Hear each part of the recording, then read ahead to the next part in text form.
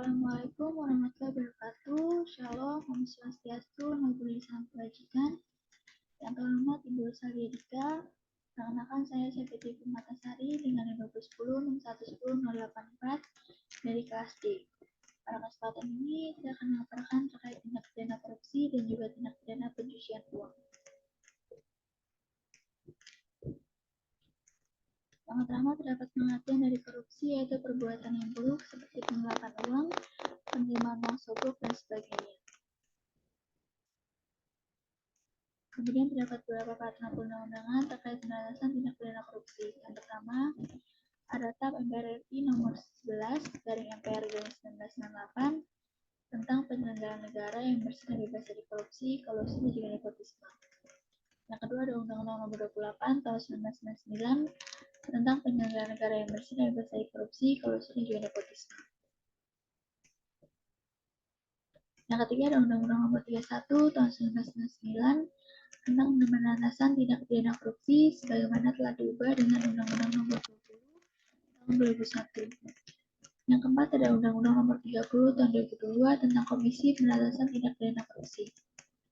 Yang kelima, ada Undang-Undang nomor 1 tahun 2006 tentang bantuan timbal balik dalam masalah pidana. Yang keenam, ada Undang-Undang nomor 8 tahun 2010 tentang pencegahan dan pemberantasan tindak pidana pencucian uang. Selanjutnya nomor 7 ada Instruksi Presiden nomor 5 tahun 2004 tentang percepatan pemberantasan korupsi. Yang kedelapan ada Instruksi Presiden RI nomor 9 tahun 2011 tentang aksi pencegahan dan pemberantasan korupsi tahun 2011. Yang kesembilan ada Instruksi Presiden RI nomor 17 tahun 2011 tentang aksi pencegahan dan pemberantasan korupsi tahun 2012. Yang ke-10 ada Peraturan Presiden RI nomor 55 tahun 2012 tentang Strategi Nasional Pencegahan dan Pemberantasan Korupsi Jangka Menengah tahun 2012-2025 dan Jangka Menengah tahun 2012-2024. Yang ke-11 ada Instruksi Presiden RI nomor 1 tahun 2013 tentang aksi pencegahan dan pemberantasan korupsi tahun 2013.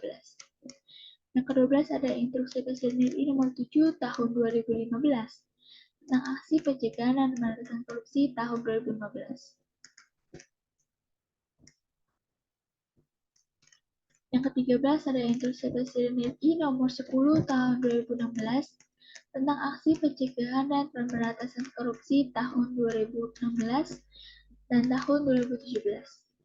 Yang ke-14 ada Peraturan Presiden RI nomor 54 tahun 2018 tentang Strategi Nasional Pencegahan Korupsi mencabut Peraturan Presiden RI nomor 55 tahun 2012 tentang Strategi Nasional Pencegahan dan Pemberantasan Korupsi Jangka Panjang tahun 2012-2025 dan Jangka Menengah tahun 2012-2014. Yang kelima ada Keputusan Bersama Pimpinan Komisi Pemberantasan Korupsi Menteri Perencanaan Pembangunan Nasional atau Kepala Badan Perencanaan Pembangunan Nasional, Menteri Dalam Negeri, Menteri Pemberdayaan Aparatur Negara dan Reformasi Birokrasi, dan Kepala Staf Kepresidenan nomor 1 tahun 2018, nomor 1 SKB garing M.PN garing 10 garing 2018, nomor 119 garing 8774 garing SJ, nomor 15 tahun 2018, nomor NK-03 garing KSK garing 10 garing 2018 tentang aksi pencegahan korupsi tahun 2019-2020. Dan yang terakhir nomor 16 ada Keputusan Bersama Pimpinan Komisi Pemberantasan Korupsi Menteri Perencanaan Pembangunan Nasional atau Kepala Badan Perencanaan Pembangunan Nasional, Menteri Dalam Negeri, Menteri Pendaya-gunaan Aparatur Negara dan Reformasi Birokrasi, dan Kepala Staf Kepresidenan RI nomor 1 tahun 2020, nomor 119 garing M.PPN garing HK garing 12 garing 2020, nomor 356 garing P66 tahun 2020, nomor 7 tahun 2020, nomor 03 garing KSP garing 12 garing 2020 tentang aksi pencegahan korupsi tahun 2021 dan tahun 2022. Selanjutnya terdapat 7 kelompok tindak pidana korupsi. Yang pertama ada kerugian keuangan negara, yaitu secara melawan hukum melakukan perbuatan memperkaya diri sendiri atau orang lain atau korporasi. di mana pelakunya memiliki tujuan menguntungkan diri sendiri serta menyalahgunakan kewenangan, kesempatan, atau sarana yang ada. Yang kedua ada suap menyuap, yaitu memberikan atau menjanjikan sesuatu kepada aparatur sipil negara, penyelenggara negara, hakim, atau advokat, dengan maksud supaya berbuat sesuatu atau tidak berbuat sesuatu sesuai dalam jabatannya. Itu ada penggelapan dalam jabatan, yaitu tindakan dengan sengaja menggelapkan uang atau surat-surat berharga, atau melakukan pemalsuan buku-buku atau daftar yang khusus untuk pemeriksaan administrasi. Nah, itu terdapat pemerasan, yaitu pegawai negeri atau penyelenggara negara, menguntungkan diri sendiri atau orang lain secara melawan hukum, atau dengan penyalahgunaan kekuasaannya, maksa seseorang memberikan sesuatu, membayar atau menerima pembayaran dengan potongan atau mengerjakan sesuatu bagi dirinya sendiri. Itu dapat perbuatan curang, yaitu dilakukan dengan sengaja untuk kepentingan pribadi yang dapat membahayakan orang lain. Selain itu ada bantuan kepentingan dalam pengadaan, yaitu pegawai negeri atau penyelenggara negara, baik secara langsung atau tidak langsung, dengan sengaja turut serta dalam pemborongan, pengadaan atau persewaan, padahal ia ditugaskan untuk mengurus atau mengawasinya. Dan yang terakhir ada gratifikasi, yaitu setiap gratifikasi kepada pegawai negeri atau penyelenggara negara dapat dianggap sebagai pemberian suap apabila berhubungan dengan jabatannya dan yang berlawanan dengan kewajiban tugasnya. Selanjutnya dapat perbedaan antara gratifikasi, suap, dan juga pemerasan, di mana pada gratifikasi tidak membutuhkan sesuatu yang transaksional atau ditujukan untuk mempengaruhi keputusan atau kewenangan secara langsung. Hal ini berbeda dengan suap yang bersifat transaksional. Sedangkan pada pemerasan diawali dengan ada inisiatif, permintaan dan paksaan yang berasal dari pegawai negeri atau penyelenggara negara, di mana pada pemerasan yang dihukum pidana hanyalah pihak penerima saja. Nah, itu dapat teori-teori korupsi. Yang pertama dari Jack Boulon, yaitu Gun teori, di mana faktor korupsi dipengaruhi dengan ada greedy atau keserakahan, opportunity atau kesempatan, need atau kebutuhan, dan exposure atau pengungkapan. Nah, itu ada dilema teori yang dikemukakan oleh Robert Lidgard, yaitu korupsi terjadi karena adanya faktor kekuasaan dan monopoli yang tidak dibarengi dengan akuntabilitas. Nah, itu ada fraud triangle teori yang dikemukakan oleh Donald R. Tracy, yaitu terdapat 3 tahap penting untuk mempengaruhi seseorang melakukan korupsi, yaitu adanya pressure atau tekanan, adanya opportunity atau kesempatan, dan rationalization atau rasionalisasi. Yaitu ada cost-benefit model teori, yaitu di mana korupsi dapat terjadi jika manfaat korupsi yang didapat dirasakan lebih besar daripada biaya atau risikonya.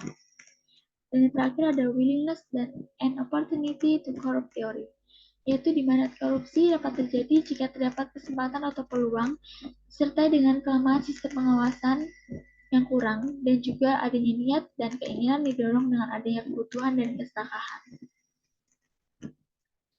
Itu dapat menyebabkan korupsi, yaitu yang pertama dari aspek individu, adanya sifat serakah, gaya hidup konsumtif, dan juga moral yang lemah. Dari aspek sosial, yaitu ada faktor keluarga yang mendukung adanya korupsi. Ini ada budaya di masyarakat yang mendukung adanya korupsi. Yaitu dari aspek politik, yaitu adanya keyakinan bahwa politik untuk memperoleh keuntungan yang lebih besar. Dan selanjutnya dari aspek hukum, yaitu maraknya produk hukum yang tidak jelas aturannya, disertai dengan lemahnya penegakan hukum. Dan selanjutnya ada aspek ekonomi, yaitu ada tingkat pendapatan atau gaji yang tidak cukup untuk memenuhi kebutuhan. Dan terakhir ada aspek organisasi, yaitu organisasi yang diambil dari korupsi, dikarenakan ada yang membuka peluang dan juga kesempatan.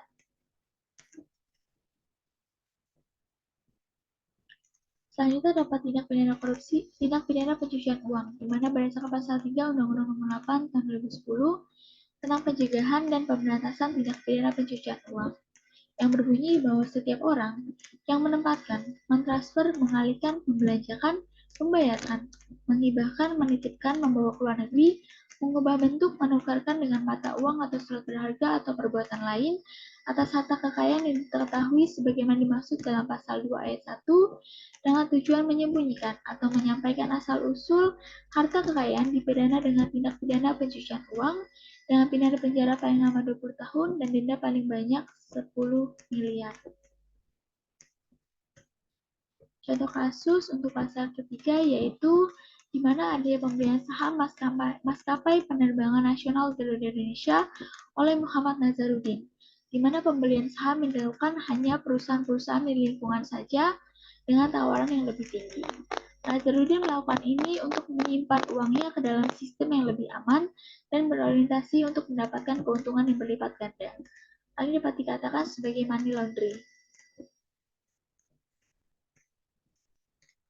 Selanjutnya, pengertian tindak pidana pencucian uang berdasarkan dengan pasal 4 Undang-Undang Nomor 8 Tahun 2010 tentang pencegahan dan penatasan tindak pidana korupsi, tindak pidana pencucian uang, yang berbunyi bahwa setiap orang yang menyembunyikan atau menyamarkan asal-usul, sumber, lokasi, peruntukan, pengalihan hak atau kepemilikan yang sebenarnya atas harta kekayaan yang diketahuinya atau patut diduga merupakan hasil tindak pidana sebagaimana dimaksud dalam pasal 2 ayat 1 dipidana dengan karena tindak pidana pencucian uang dengan pidana penjara paling lama 20 tahun dan denda paling banyak 5 miliar rupiah.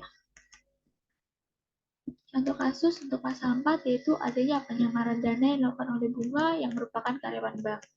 Dalam kasus ini, Bunga melakukan perbuatan tindak pidana penggelapan dana nasabah dengan mengalihkan dana nasabah tersebut ke tabungannya dan seterusnya. Selanjutnya, dana tersebut ditransfer ke beberapa tabungan seperti adik, ibu, serta suaminya. Selain itu, dana tersebut juga dipakai untuk membeli barang-barang seperti apartemen dan mobil. Maka atas perbuatan tersebut, Bunga telah menyamarkan asal-usul uang hasil penggelapan tersebut.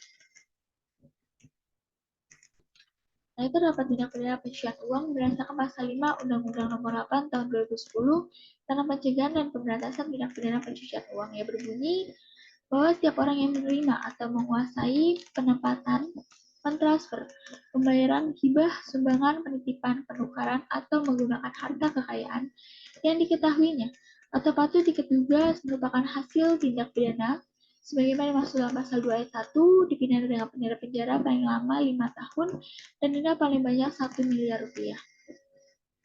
Contoh kasus untuk pasal kelima yaitu di mana ibu beserta suami yang menerima transfer dari Bunga dan menikmatinya dengan dipakai untuk membelikan beberapa barang seperti apartemen dan mobil.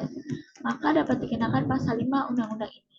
Karena mereka telah menerima uang yang diketahui atau seharusnya patut diduga merupakan hasil dari tindak pidana. Sekian pemaparan dari saya, semoga berkenan, kurang lebihnya saya mohon maaf. Terima kasih. Assalamualaikum warahmatullahi wabarakatuh.